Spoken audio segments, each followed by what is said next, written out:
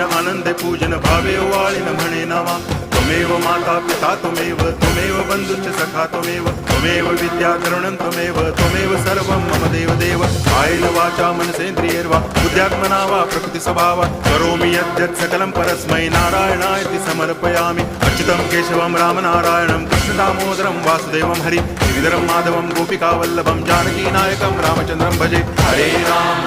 Ram